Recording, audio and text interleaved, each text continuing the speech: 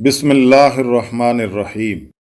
وقل جاء الحق وزهق الباطل إن الباطل كان بسم زهوقا۔ اللہ الرحمن الرحیم، حامدا للہ تعالی ومصلیا علی رسولہ الکریم، اما بعد۔ معزز ناظرین کرام، السلام علیکم۔ بلا شبہ اللہ تعالیٰ نے انسان کو اشرف المخلوقات بنایا اور دیگر مخلوقات میں سے ابن آدم کو ہر اعتبار سے ایک اعلیٰ مقام عطا فرمایا۔ اس کی وجوہات میں سے ایک اہم وجہ یہ ہے کہ اللہ تعالیٰ نے انسان کے سر پر تاج خلافت رکھنا تھا اور اسے حقوق یعنی معاملات کا امین بنانا تھا۔ یہ امانتیں انسان کے سپرد کر کے اللہ تعالیٰ نے اسے دنیا میں بھیج دیا اور اس پر موت کا پہرا بھی بٹھا دیا، لِيَبْلُوَكُمْ أَيُّكُمْ أَحْسَنُ عَمَلًا، تاکہ وہ دیکھے کہ اس کے بندوں میں سے بہترین عمل کرنے والا کون ہے۔ دنیا میں آنے کے بعد جس انسان کو موت یاد رہی، اس نے ان حقوق کی پاسداری کی اور اپنے رب کے نزدیک کامیاب ہوا۔ لیکن جس انسان نے اس امانت میں خیانت کی، وہ دنیا و آخرت میں رسوا ہوا۔ ناظرین، آئیے ہم جانتے ہیں کہ یہ کون سے حقوق ہیں اور ان کی ادائیگی فلاح دارین کے لیے کس قدر ضروری ہے۔ ان حقوق کی دو شاخیں ہیں اور انسان کو ان دونوں کی ادائیگی کا حکم ہے۔ ایک تو انسان اور خالق کے درمیان معاملات ہیں جنہیں حقوق اللہ کہا جاتا ہے، اور دوسرے انسان اور مخلوق کے درمیان معاملات ہیں اور انہیں حقوق العباد کہا جاتا ہے۔ اکثر دیکھنے میں آتا ہے کہ ایک انسان حقوق اللہ یعنی نماز، روزہ، حج، زکوٰۃ وغیرہ کی تکمیل تو کر رہا ہوتا ہے، لیکن وہ حقوق العباد کو یہ سمجھ کر یکسر فراموش کر دیتا ہے کہ شاید یہ اتنے اہم نہیں اور قیامت کے روز مجھ سے ان کے متعلق حساب و کتاب نہیں ہوگا۔ یہ انسان کی خام خیالی اور کم علمی کے سوا اور کچھ نہیں۔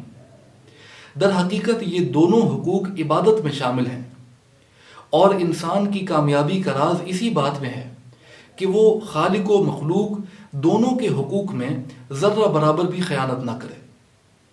اللہ تعالیٰ قرآن مجید میں ارشاد فرماتا ہے، یا ایھا الذین آمنوا ارکعوا واسجدوا واعبدوا ربکم وافعلوا الخیر لعلکم تفلحون، کہ اے ایمان والو، رکوع کرو اور سجدہ کرو اور اپنے رب کی عبادت کرو اور اچھے کام کیا کرو تاکہ تم کامیاب ہو جاؤ۔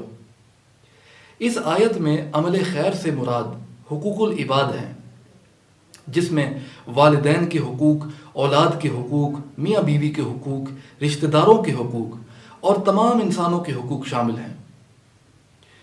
حقوق اللہ کی ادائیگی میں کوتاہی کرنے والا اللہ تعالیٰ کے ہاں جواب دہ ہے۔ یعنی ایک فاسق و فاجر انسان جس نے زندگی بھر اللہ تعالیٰ کی نافرمانی کی اور گناہ کیا، وہ قیامت کے روز اللہ تعالیٰ کے سامنے جواب دہ ہوگا، اور اگر اللہ نے چاہا تو اسے اس کے گناہوں کی وجہ سے جہنم میں ڈالے گا یا اپنے رحم و کرم سے اس کی بخشش فرما دے گا۔ لیکن جہاں تک حقوق العباد کی بات ہے تو اللہ تعالیٰ نے ہر انسان کو اس کے حقوق کا مالک بنا دیا ہے۔ یعنی جب تک بندہ خود اپنے حق تلفی کرنے والے کو معاف نہیں کرے گا، تب تک وہ حق تلفی کرنے والا انسان سزا و عذاب سے نجات نہیں پا سکے گا۔ حقوق العباد کی اہمیت کا اندازہ آپ اس بات سے بھی لگا سکتے ہیں کہ اللہ تعالیٰ نے اپنے حقوق کی ادائیگی کا مطالبہ بھی انہی لوگوں سے کیا ہے جو بندوں کے حقوق سے فارغ ہوں۔ مثلا حج اسی پر فرض ہے جس کے حج کرنے سے کسی کی حق تلفی نہ ہو، کسی کو تکلیف نہ پہنچے، اور یہاں تک کہ جس شخص کی بیمار ماں ہے اور اس کی خدمت کرنے والا اور کوئی نہیں، اس شخص پر جہاد بھی لازم نہیں۔ نبی کریم صلی اللہ علیہ وسلم کی خدمت میں ایک شخص حاضر ہوا اور جہاد میں شمولیت کی اجازت چاہی۔ آپ صلی اللہ علیہ وسلم کو معلوم ہوا کہ اس کی بیمار ماں ہے۔ آپ نے فرمایا کہ تمہارا جہاد ماں کی خدمت ہے۔ حقوق العباد کی ادائیگی کے لیے اہم ترین چیز حسن سلوک یعنی اچھا برتاؤ ہے۔ جیسے نماز کے لیے وضو فرض ہے اور وضو شرط ہے، اسی طرح حقوق العباد کی ادائیگی کے لیے حسن سلوک شرط ہے۔ قرآن مجید میں جا بجا مساکین کو کھانا کھلانے کا حکم ہے، لیکن انہیں کھانا کھلانے کے بعد احسان جتا کر تکلیف دینا بھی ممنوع ہے۔ اللہ قرآن مجید میں ارشاد فرماتا ہے، یا ایھا الذین آمنوا لا تبطلوا صدقاتکم بالمن والعذی کالذی ينفق مالہ رئاء الناس ولا یؤمن باللہ والیوم الآخر، کہ اے ایمان والو اپنی خیراتیں احسان جتا کر اس شخص کی طرح ضائع نہ کرو جو اپنا مال دکھاوے کے لیے خرچ کرتا ہے اور اللہ اور یوم قیامت پر ایمان نہیں رکھتا۔ ناظرین، بدسلوکی کے ساتھ کسی کا حق ادا کرنا بالکل ایسے ہے جیسے کسی کو کھانے میں زہر ملا کر دے دیا جائے۔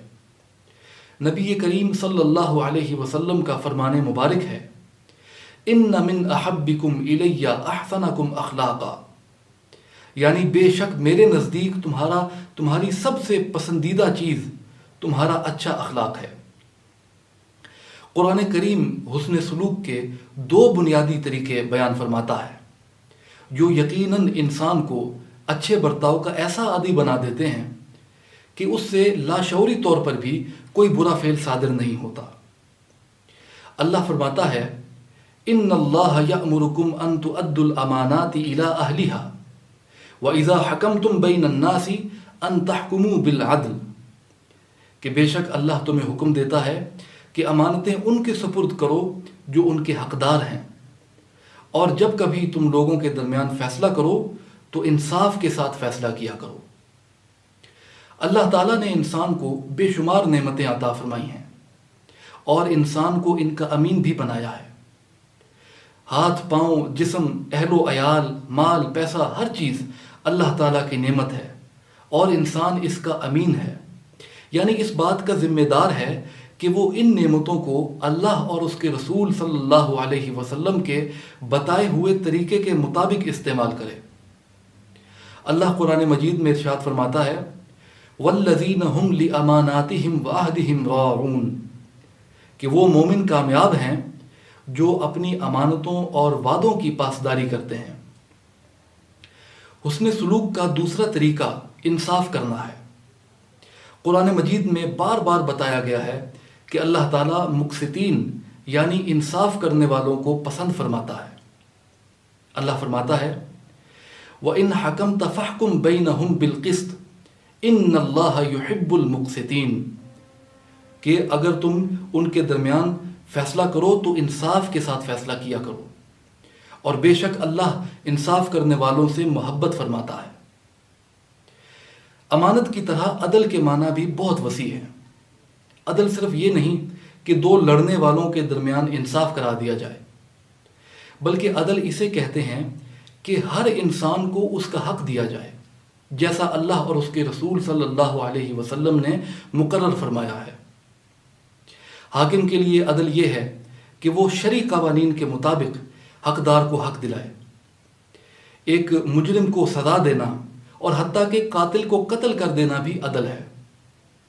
معاشرے میں محبت و الفت کی شمع روشن کرنا، ایک باپ کا اپنے بچوں پر یکساں شفقت کرنا، خاوند کا اپنی بیوی کو پوری طرح سے محبت دینا اور حسب استطاعت اس کی تمام جائز ضروریات اور خواہشات کو پورا کرنا، یہ تمام چیزیں عدل میں شامل ہیں۔ ناظرین، ہمارا دین اسلام محبت، اخوت، امن و سلامتی کا دین ہے۔ اللہ تعالیٰ نے ہمیں جن حقوق کی امانت دی ہے اور ہمیں جن معاملات کا امین بنایا ہے، ہمیں چاہیے کہ ہم ان کی پاسداری کریں اور ان کی ادائیگی میں دیانتداری کا مظاہرہ کریں، تاکہ قیامت کے روز ہم اللہ اور اس کے رسول صلی اللہ علیہ وسلم کے سامنے شرمندہ نہ ہوں۔ اگر ہم حقوق اللہ کے ساتھ ساتھ حقوق العباد کی بھی پاسداری شروع کر دیں تو بلا شبہ معاشرے میں اس کے مثبت اثرات پھیلنا شروع ہو جائیں گے، لیکن اس کے لیے سب سے پہلے ہمیں اپنے آپ کو انصاف کے کٹہرے میں کھڑا کرنا ہوگا اور اپنے آپ کو اسلامی تعلیمات کے مطابق ڈھالنا ہوگا۔ والدین اولاد کے ساتھ اچھا برتاؤ کریں، اولاد والدین کے ساتھ اچھا برتاؤ کریں، خاوند بیوی کے ساتھ اور بیوی خاوند کے ساتھ اچھا برتاؤ کریں۔ جس گھر میں یہ تمام رشتے آپس میں حسن سلوک کے ساتھ پیش آتے ہیں وہ گھر معاشرے میں ایک مثالی گھر بن جاتا ہے۔ اچھائی کا یہ سفر اگر ایک گھر سے شروع ہو تو وہ رفتہ رفتہ محلے میں پھیل جائے گا، پھر شہر میں، اور دیکھتے ہی دیکھتے پورے معاشرے میں اچھائی کا یہ درخت اپنا سایہ محبت دراز کرتا جائے گا۔ اللہ تعالی ہمیں حسن سلوک کے ساتھ زندگی بسر کرنے کی اور حقوق العباد کے ساتھ، حقوق اللہ کے ساتھ ساتھ حقوق العباد کی بھی تکمیل کرنے کی توفیق عطا فرمائے، تاکہ قیامت کے روز ہم اللہ اور اس کے رسول صلی اللہ علیہ وسلم کے سامنے شرمندہ نہ ہوں اور ہمیں ندامت و رسوائی کا سامنا نہ کرنا پڑے۔ آمین۔ وآخر الدعوانا ان الحمد للہ رب العالمین۔